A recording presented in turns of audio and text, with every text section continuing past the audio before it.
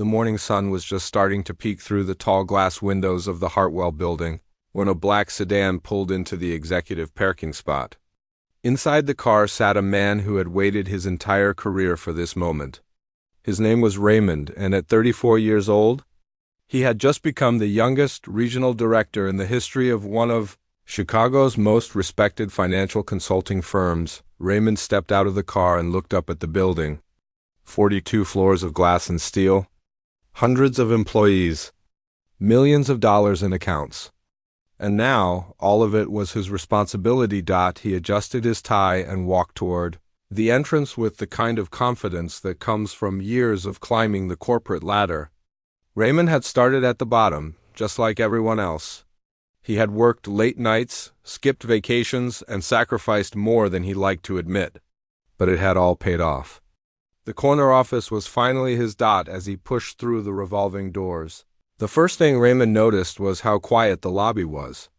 It was still early, barely 7 in the morning, and most employees wouldn't arrive for another hour. But there was one person already at work. In the far corner of the lobby, an old man was slowly pushing a mop across the marble floor.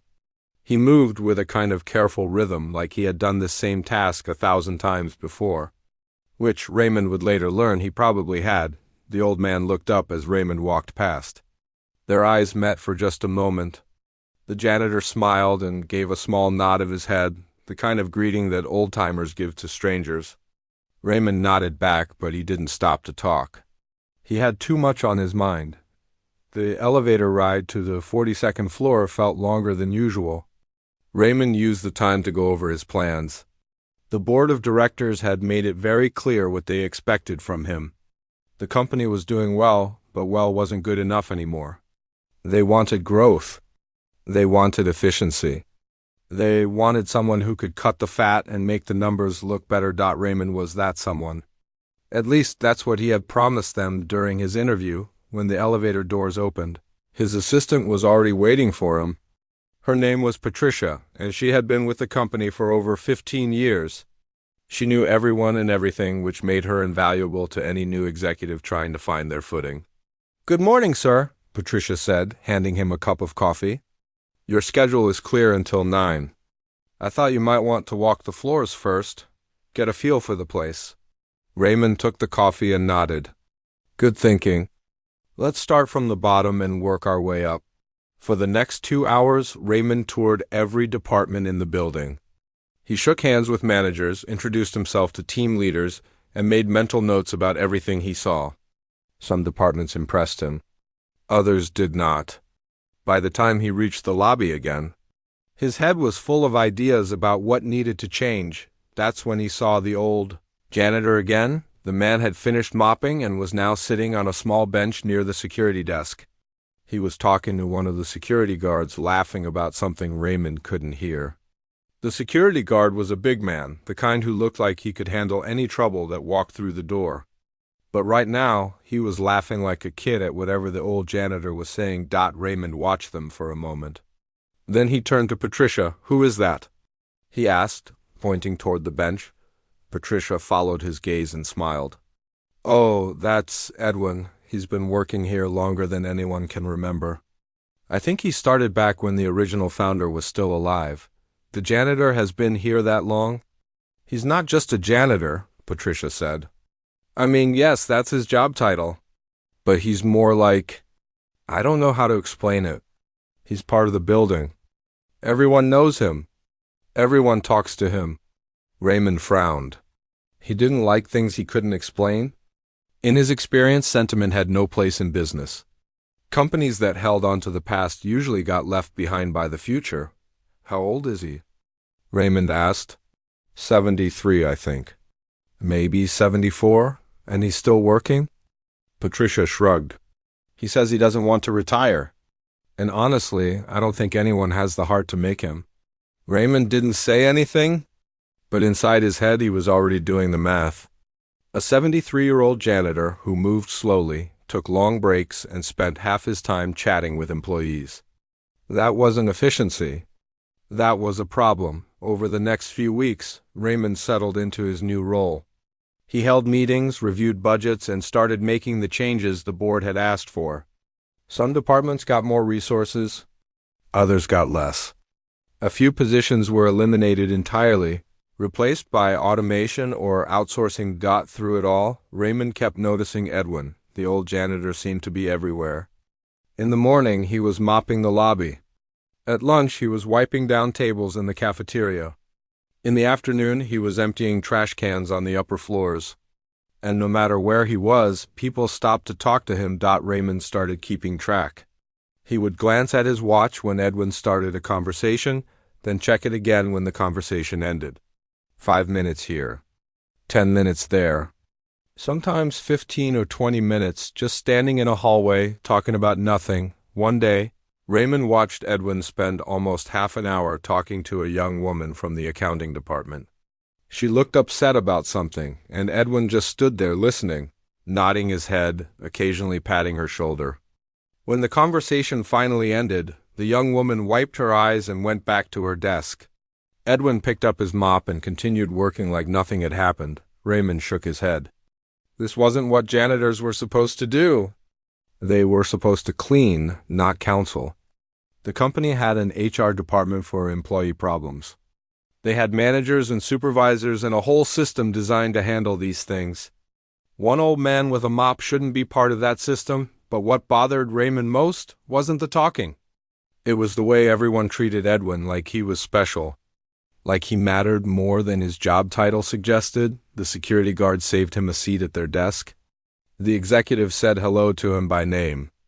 Even the board members, when they visited, would stop to shake Edwin's hand and ask about his health. Raymond had been the regional director for 3 weeks, and half the people in the building still didn't know who he was. But everyone knew Edwin. It didn't make sense. And things that didn't make sense bothered Raymond. One evening, as Raymond was leaving for the day, he passed by the lobby and saw Edwin sitting alone on his usual bench. The old man was eating a sandwich, his mop and bucket resting beside him. He looked tired, the kind of tired that comes from decades of hard work. For a moment, Raymond almost felt sorry for him, but then he remembered the numbers. The budgets? The expectations from the board. The company needed to move forward, and sometimes moving forward meant letting go of the past. Raymond made his decision right there in the lobby. Edwin would have to go. Not because he was a bad person, but because the company needed to be more efficient. They could hire a cleaning service, one that used modern equipment and didn't waste time on conversations. It would save money and increase productivity. It was the right business decision.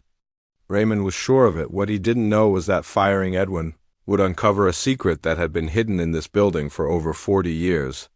A secret that would change everything Raymond thought he knew about success, failure, and what it really means to build something that lasts. But that revelation was still waiting. For now, Raymond went home, confident in his plans, completely unaware that the old janitor mopping floors in the lobby was about to teach him the most important lesson of his life. Raymond spent the next 2 weeks building his case. He wasn't the kind of man who made decisions without evidence. If he was going to eliminate Edwin's position, he wanted documentation. He wanted numbers. He wanted something he could show the board if anyone questioned his choice. So he watched. And he took notes. Every morning, Raymond would arrive early and observe Edwin from the glass walls of his office. He tracked how long it took the old man to mop the lobby. He counted the minutes Edwin spent on breaks. He wrote down every conversation he witnessed, noting the time it started and the time it ended. By the end of 2 weeks, Raymond had filled an entire notebook. And the numbers told a clear story. Edwin took an average of 4 breaks per day, each lasting between 15 and 25 minutes. He spent approximately 2 hours of every workday engaged in conversations that had nothing to do with cleaning. His mopping technique was outdated, using a traditional bucket and wringer instead of the modern equipment that could do the same job in half the time. On paper, it was obvious. Edwin was costing the company money. A professional cleaning service could do his job faster, cheaper, and without all the unnecessary socializing. Raymond felt good about his decision. This was exactly the kind of efficiency the board wanted to see. He was doing his job, but something strange happened during those 2 weeks of observation. Something Raymond didn't expect. he started noticing things that weren't. In his notebook, he noticed that the young woman from accounting, the one Edwin had comforted that day, had stopped looking so sad. She smiled more now. She participated in meetings. Her supervisor mentioned that her work had improved dramatically over the past month. He noticed that the security guard who always laughed with Edwin had started arriving to work earlier. The man had been struggling with punctuality for years, according to his file. But lately, he was one of the first people in the building every morning. He noticed that a male clerk on the third floor, a quiet young man who barely spoke to anyone, had suddenly started greeting people in the hallways. Raymond overheard someone say that Edwin had been eating lunch with the kid every day for the past few weeks. None of this was in Raymond's notebook, because none of it could be measured. None of it showed up on a spreadsheet or a budget report. But it was there, happening right in front of him, and Raymond couldn't quite figure out what to make of it. Still, business was business. And Raymond had made his decision. He scheduled the meeting for a Thursday afternoon. He chose Thursday because it was the least busy day of the week, and he wanted to handle this quietly. No drama, no scene. Just a professional conversation between an employer and an employee. Patricia knocked on his door at 2 o'clock. "Edwin is here to see you," she said. Her voice sounded different than usual, quieter, almost sad. "Send him in." The door opened, and Edwin walked into the office. He was wearing the same gray work uniform he always wore, clean but faded from years of washing. His white hair was neatly combed, and his face carried the kind of wrinkles that come from a lifetime of expressions. Mostly smiles from what Raymond could tell. "Please, have a seat," Raymond said. Gesturing to the chair across from his desk, Edwin sat down slowly, the way older people do when their joints don't work as well as they used to. He folded his hands in his lap and looked at Raymond with calm, steady eyes. There was no fear in those eyes, no anxiety. Just patience, like a man who had seen enough of life to know that worrying rarely helped anything. Raymond cleared his throat. He had rehearsed this conversation in his head a dozen times, but now that Edwin was sitting in front of him, the words felt heavier than he expected. "Edwin, I want to thank you for your years of service to this company," Raymond began. "I've been told you've been here for a very long time." 43 years, Edwin said. "Started in 1980. Raymond blinked. 43 years. That was longer than he had been alive. That's a long time," Raymond said, trying to stay on script. "And I want you to know that the company appreciates everything you've done." Edwin nodded slowly. "But you're letting me go?" It wasn't a question. It was a statement. And the way Edwin said it, so matter-of-fact, so unsurprised, threw Raymond off balance. "I'm restructuring the maintenance department," Raymond said, falling back on the corporate language he had prepared. "We're bringing in a professional cleaning service. It's more cost-effective and will help the company operate more efficiently." "I understand," Edwin said. Raymond waited for more. An argument. A protest. Maybe even anger. He had prepared responses for all of those things. But Edwin just sat there, calm as ever, like Raymond had told him the weather forecast instead of ending his career. "You understand?" Raymond repeated. "You're a young man with a job to do," Edwin said. "The board wants results, and you're trying to give them what they want." "I've seen it before. New executives come in, they look at the numbers, they make changes. It's how business works." Raymond didn't know what to say. This wasn't how the conversation was supposed to go. Edwin was supposed to defend himself. He was supposed to argue. He was supposed to give Raymond a reason to feel justified in his decision. Instead, the old janitor just sat there, accepting his fate with a dignity that made Raymond feel strangely uncomfortable. "I do have one request, though," Edwin said after a moment of silence. "What's that?" "Before you finalize anything, before you sign whatever papers need to be signed, I think there's something you should know. Something about this company. About how it started?" Raymond glanced at his watch. He had another meeting in 20 minutes, but something in Edwin's voice made him pause. There was weight behind those words, a seriousness that hadn't been there before. I have a meeting soon, Raymond said. This won't take long, Edwin replied. But I promise you, it might change everything. Raymond leaned back in his chair. Part of him wanted to end this conversation and move on with his day. He had made his decision. The paperwork was ready. There was no reason to drag this out, but another part of him, a part he didn't fully understand, was curious. What could an old janitor possibly know about this company that Raymond didn't? He had read every report, every history, every document in the archives. He knew the Hartwell building inside and out, or at least he thought he did. All right, Raymond said finally. I'm listening. Edwin reached into the chest pocket of his work uniform. His hands moved slowly, carefully, like he was handling something precious. When he pulled his hand back out, he was holding a photograph. The photo was old. Really old. The edges were yellow and worn, and the image had that faded quality that pictures get after decades of existing. But Raymond could still make out what it showed: two young men standing in front of a building. They were wearing suits and smiling at the camera, their arms around each other's shoulders like brothers. Behind them was a sign that read Hartwell and Associates in bold letters. Raymond recognized the building immediately. It was the same building he was sitting in right now. But it looked different in the photo, newer, smaller, like it had been taken a lifetime ago. Do you know who founded this company? Edwin asked. Richard Hartwell, Raymond answered. Everyone knows that. There's a portrait of him in the lobby. Edwin nodded. That's right. Richard Hartwell. My brother. The words hung in the air like smoke. Raymond stared at Edwin, waiting for the punchline, waiting for the old man to laugh and admit he was joking, but Edwin wasn't laughing. His eyes were fixed on the photograph, and there was something in his expression that Raymond had never seen before. Something that looked a lot like grief? Your brother? Raymond said slowly. Richard Hartwell was your brother? Edwin looked up from the photo and met Raymond's eyes. I think it's time I told you a story, he said. A story about two brothers, a company, and a mistake that cost me everything. Raymond forgot all about his next meeting.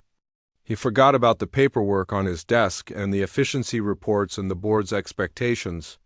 In that moment, there was only Edwin and the photograph and the promise of a truth that had been hidden for over 4 decades. Tell me, Raymond said, and Edwin began to speak. Edwin held the photograph gently, like it might break if he squeezed too hard.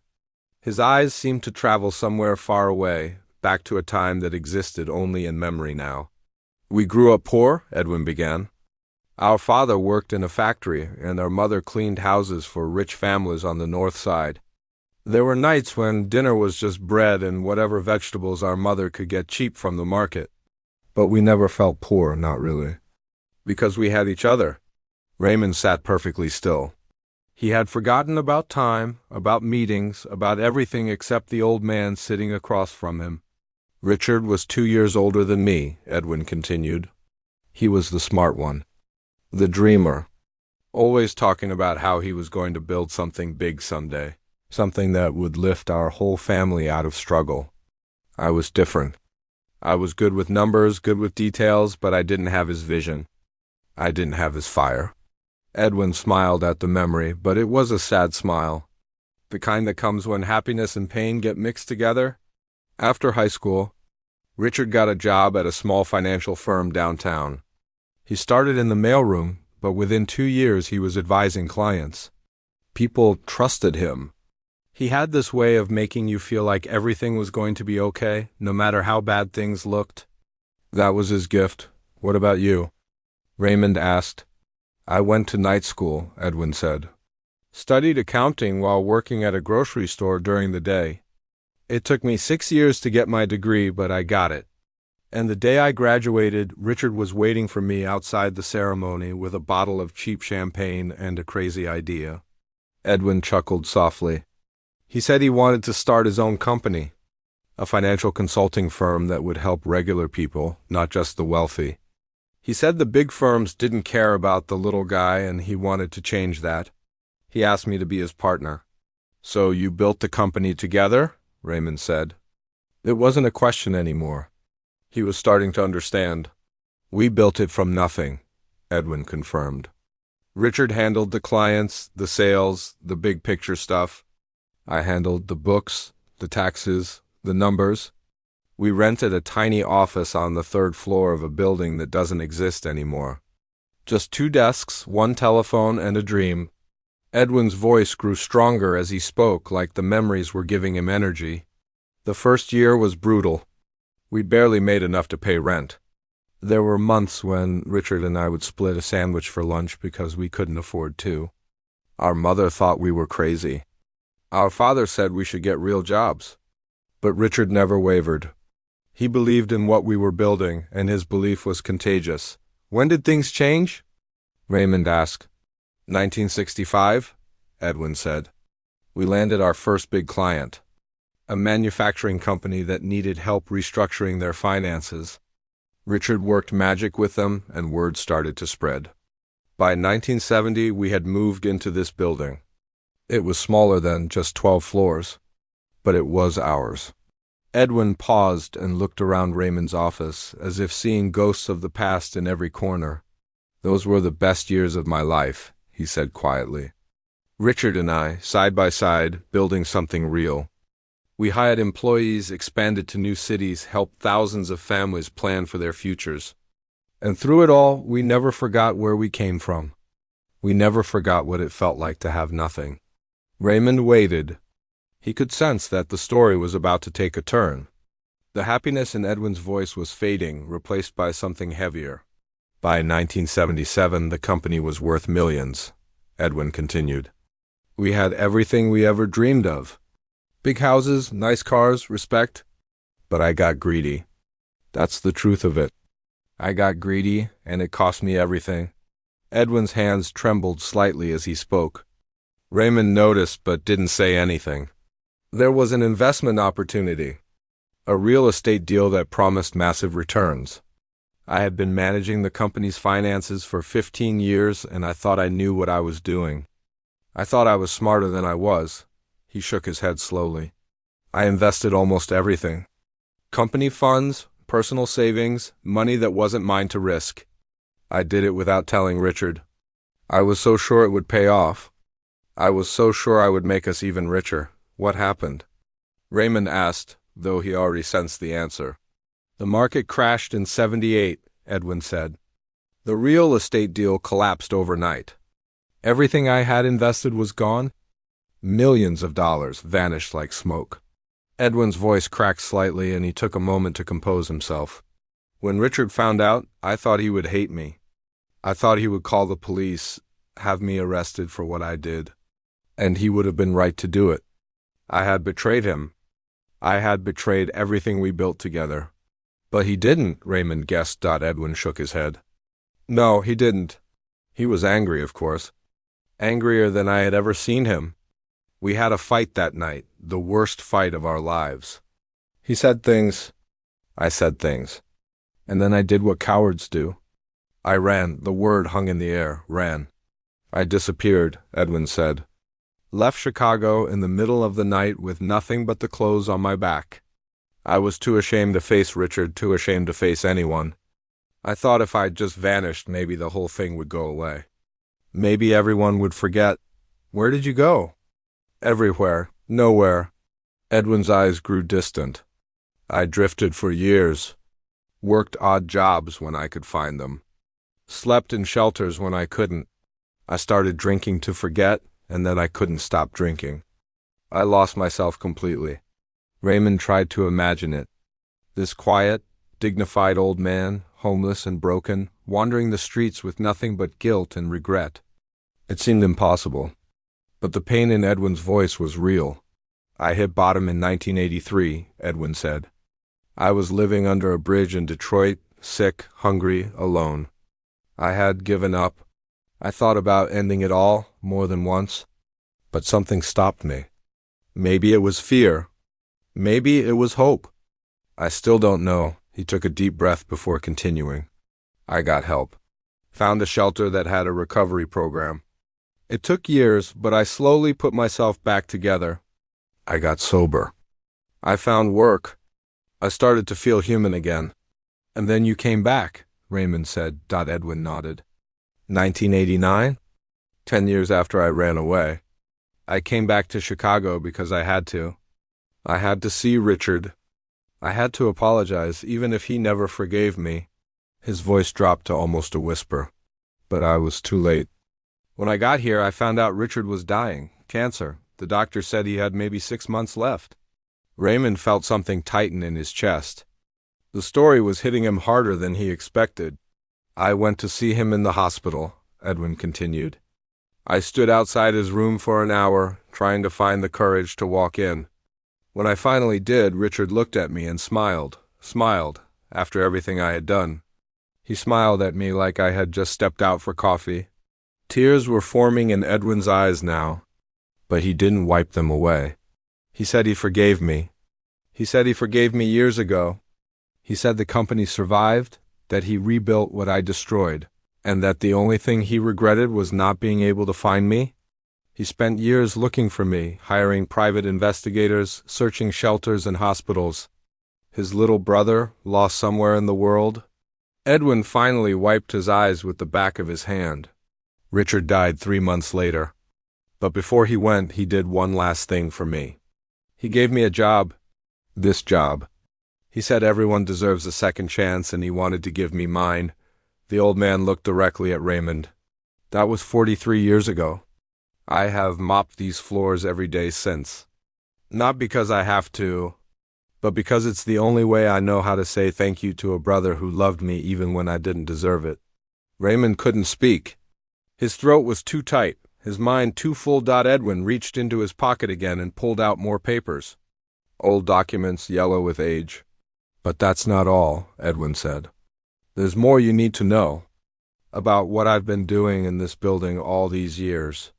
And about why firing me might be the biggest mistake you ever make. Raymond stared at the old documents Edwin had placed on the desk. His mind was still processing everything he had just heard. The 2 brothers, the betrayal, the forgiveness. It was almost too much to take in, but Edwin wasn't finished. You've been watching me, Edwin said. It wasn't an accusation, just a fact. I've seen you up there in your office, looking down at the lobby, writing in your little notebook. You think I don't notice, but I do. Raymond felt his face flush with embarrassment. He had thought he was being subtle. You see an old man wasting time, Edwin continued. You see someone who talks too much and works too slow. You see inefficiency. A problem to be solved. I was just doing my job, Raymond said, but the words sounded hollow even to his own ears.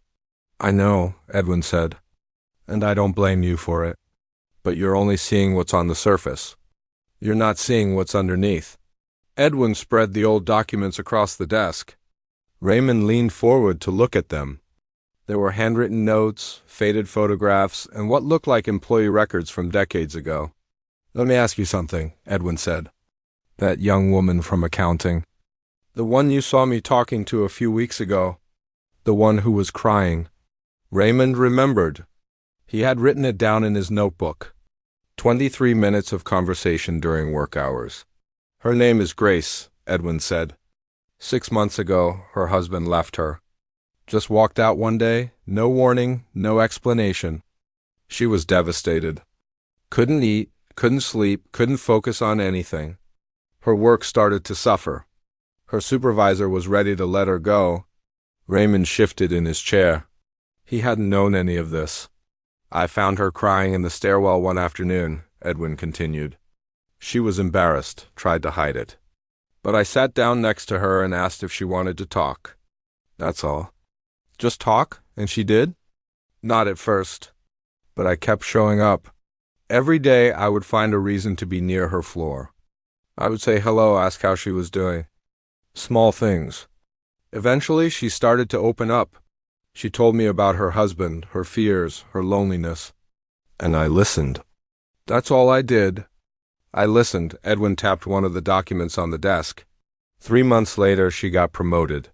Her supervisor told HR that her turnaround was remarkable. No one knew why she had changed so much.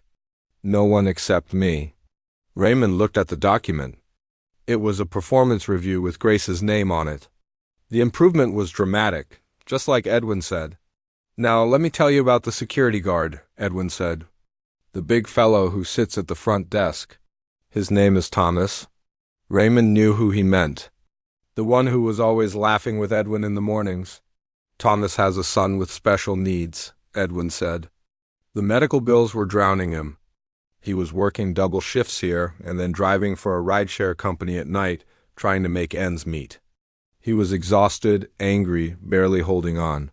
"I didn't know that," Raymond said quietly. "Of course you didn't. It's not in any file?" "But I knew because I asked. I asked about his life, his family, his struggles. And when I found out what he was going through, I helped him apply for assistance programs he didn't even know existed. I made some calls to people I knew from my time on the streets, people who work with families in crisis." Edwin pulled out another photograph. It showed Thomas with a young boy in a wheelchair, both of them smiling. "His son is getting the care he needs now. Thomas doesn't have to work 3 jobs anymore. And every morning he comes in with a smile on his face because he finally has hope." Raymond was starting to understand, but Edwin wasn't done. The mail clerk on the 3rd floor. The quiet young man who never talked to anyone. "His name is Danny. He aged out of foster care 2 years ago. No family, no support system, no one to guide him. He was about to lose his apartment because he didn't understand how to manage money. Nobody had ever taught him." Edwin's voice softened. "I ate lunch with him every day for 2 months. Taught him how to budget, how to save, how to build a future. Now he's taking night classes at community college. First person in his family to ever go to college, and he doesn't even have a family." Raymond looked at the pile of documents on the desk. There were dozens of them. Employee names, handwritten notes, photographs. Years and years of stories, all connected to one old janitor with a mop. "How many?" Raymond asked. "How many what? How many people have you helped like this?" Edwin was quiet for a moment. Then he reached into his pocket and pulled out a small notebook, worn and weathered from years of use. "I don't keep count," he said. "But if I had to guess, I would say over 200. Maybe more." Raymond took the notebook and opened it carefully. Inside were names. Hundreds of names, written in Edwin's careful handwriting. Next to each name was a brief note. Lost father needed guidance. Struggling with addiction. Connected to recovery program. Single mother helped find childcare. Veteran. Assisted with benefits application. Page after page of people. Real people with real problems helped by a janitor who was supposed to just mop floors. "This is what I do," Edwin said. "This is what I've done for 43 years. I watch, I listen. I notice when someone is struggling and I try to help, not because anyone asked me to, but because I know what it feels like to be lost. I know what it feels like when no one cares." Raymond closed the notebook. His hands were trembling slightly. "The company didn't know about any of this?" he said. "No, and I never wanted them to. I'm not doing this for recognition. I'm not doing this for a thank you. I'm doing this because Richard gave me a second chance. And I promised myself I would spend the rest of my life giving that same chance to others." Edwin leaned forward in his chair. "You want to know why everyone in this building knows my name? It's not because I'm friendly. It's not because I've been here forever. It's because at some point, almost everyone in this building has been helped by me or knows someone who has. I'm not just the janitor, Raymond. I'm the safety net. I'm the person who catches people when they're about to fall." Raymond thought about all the employees he had seen talking to Edwin, the security guard, the accountant, the mail clerk, the executives who stopped to shake his hand. They all knew. They all knew what Edwin really was. "Why are you telling me this now?" Raymond asked. "Why not just let me fire you and walk away?" Edwin smiled sadly. "Because I'm 73 years old. My knees hurt. My back aches. I won't be able to do this forever. And when I'm gone, what happens to all those people who need help? What happens to the next Grace or Thomas or Danny who comes through those doors?" He pointed at Raymond. "You're the new leader of this company. You have the power to make real changes. And I'm asking you, not for myself, but for everyone I've tried to help. Don't let this die with me. Don't let efficiency be the only thing that matters. Richard built this company on the belief that people come first. Don't let that disappear. Raymond sat in silence for a long time. The notebook was still in his hands. 200 names. 200 lives. All touched by one man who never asked for anything. In return, he thought about his spreadsheets and his budgets and his plans to modernize. He thought about the cleaning service he was going to hire. He thought about everything he believed about business and success and what really matters, and slowly, something inside him began to shift. "Edwin," he said finally, "I think we need to have a different conversation." That night, Raymond didn't go home. He stayed in his office until the sun came up, thinking about everything Edwin had told him: the two brothers, the fall, and the redemption. The notebook full of names. 200 people whose lives were changed by a man the company barely noticed. He thought about his own life, too. The promotions he had chased, the late nights and missed birthdays, the relationships he had sacrificed on the altar of success. He had spent his entire career climbing a ladder, but he had never stopped to ask where that ladder was actually going. Around 3 in the morning, Raymond pulled out his phone and called his mother. She answered on the second ring, worried because he never called this late. "I'm okay, Mom," he said. "I just wanted to hear your voice." They talked for an hour. About nothing important. About everything important. When he hung up, Raymond felt something he hadn't felt in years. He felt connected to something bigger than spreadsheets and profit margins. The next morning, Raymond asked Patricia to cancel all his meetings. Then he went down to the lobby to find Edwin. The old man was in his usual spot, mopping near the elevators. He looked up when Raymond approached, and there was a question in his eyes, a quiet hope mixed with the acceptance of whatever was coming. "Can we talk?" Raymond asked. Edwin nodded and set down his mop. They walked outside together, to a small courtyard behind the building where employees sometimes ate lunch. It was empty this early in the morning, just the two of them and the sound of the city waking up around them. "I'm not going to fire you," Raymond said. Edwin didn't react. He just waited, like he knew there was more coming. "But I don't want you to keep doing what you've been doing either." Now Edwin's expression changed, a flicker of confusion. "Maybe hurt." Raymond held up his hand. "Let me explain. For 43 years, you've been helping people in the shadows. No recognition, no support, no resources. Just you alone, doing what you can with what you have. That's incredible. But it's not enough." He turned to face Edwin directly. "What if we made it official? What if we created something bigger?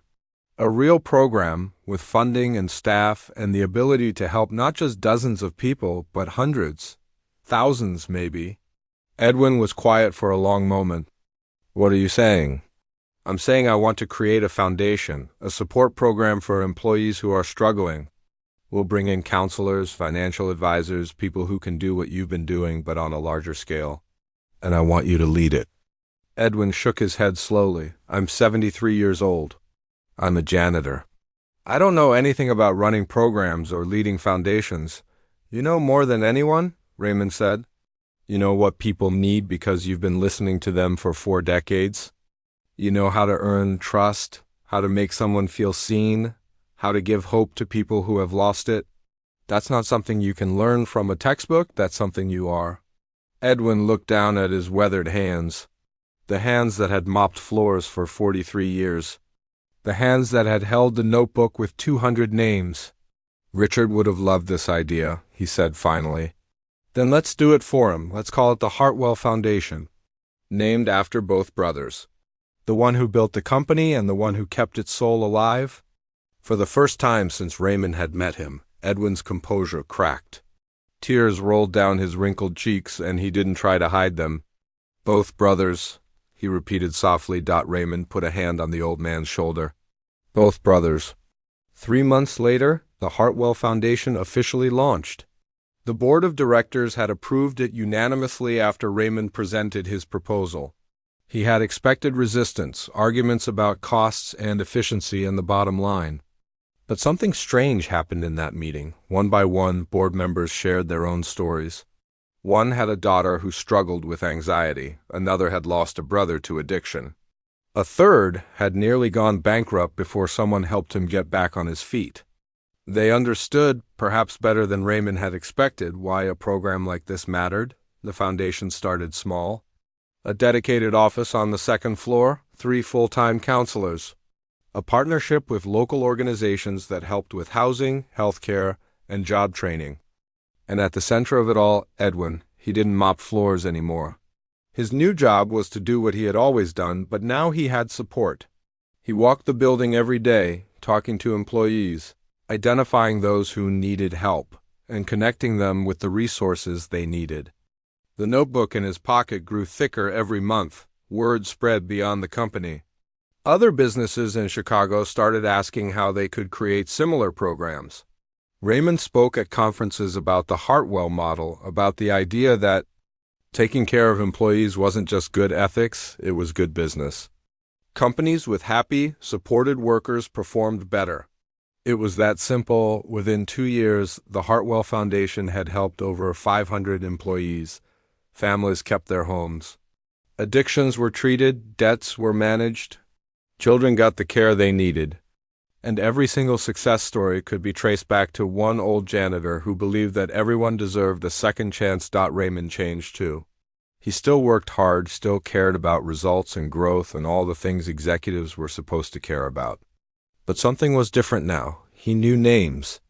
Not just department heads and managers, but everyone, the security guards, the mail clerks, the cafeteria workers. He made time to ask how they were doing, to really listen to their answers. His mother visited the office one day and watched him interact with employees. Afterward, she told him it was the first time in years she recognized her son. On the 3rd anniversary of the foundation, the company held a celebration in the lobby. Hundreds of people gathered to honor the program and the man who inspired it. There were speeches and awards and all the formal things that happen at corporate events, but the moment everyone remembered came at the end. Raymond stood at the podium and asked Edwin to join him. The old man walked slowly to the front, his steps a little more unsteady than they used to be. He was 76 now, and the years were catching up with him. Raymond unveiled a large portrait that had been covered with a cloth. When the cloth fell away, the crowd gasped. It was a painting of 2 men. Richard Hartwell, copied from the portrait that had always hung in the lobby. And next to him, Edwin, 2 brothers, side by side, finally together again. This company was built by 2 men, Raymond said, his voice thick with emotion. One of them we always remembered. The other we almost forgot. Today, we make sure that never happens again. The crowd erupted in applause. Employees who had been helped by Edwin over the years rushed forward to shake his hand, to hug him, to thank him.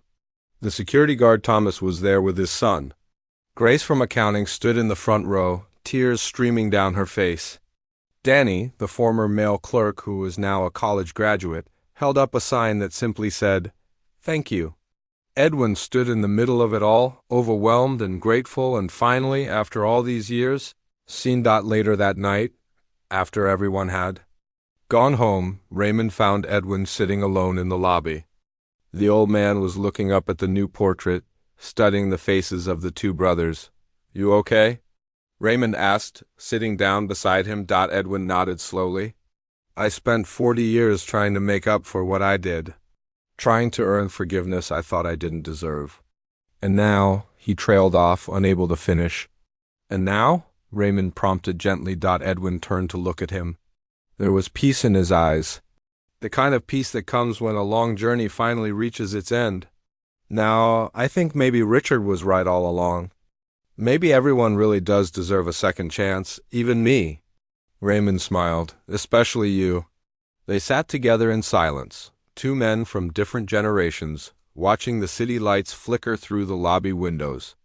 Outside, the world kept spinning. People kept struggling and falling and getting back up again.